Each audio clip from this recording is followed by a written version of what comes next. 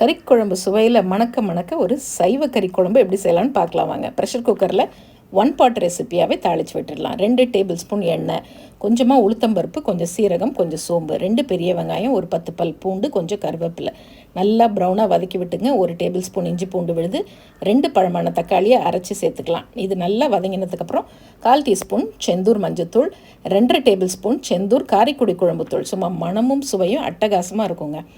உங்களுடைய choice of காய்கறி. நான் இன்றைக்கி காளான் போட்டிருக்கேன், முள்ளங்கி போட்டிருக்கேன், உருளைக்கிழங்கு. கூடவே ஒரு 1.5 டேபிள் ஸ்பூன் கடலைப்பருப்பு இந்த மாதிரி ஊற வச்சு சேர்த்து வதக்கி செஞ்சு பாருங்கள், சூப்பராக இருக்கும். 1 டீஸ்பூன் உப்பும் சேர்த்து வதக்கி விட்டுக்கலாம். அரைச்ச மிக்சிலேயே ஒரு 1.5 கப்பு தண்ணி ஊற்றி கலந்து விட்டு ஒரே ஒரு விசில் விட்டு இறக்குங்க. நல்லா எண்ணெய் பிரிஞ்சு கமகமன் வாசனையோடு இருக்கும். நம்மளுடைய காரைக்குடி குழம்புத்தூளில் யூஸ் பண்ணும்போது வேறு எந்த மசாலாவும் நீங்கள் சேர்க்க வேண்டாம். கொஞ்சமாக தேங்காய் மட்டும் அரைச்சி ஊற்றி கொத்தமல்லி போட்டு இறக்குங்க. மணக்க மணக்க சூப்பர் குழம்பு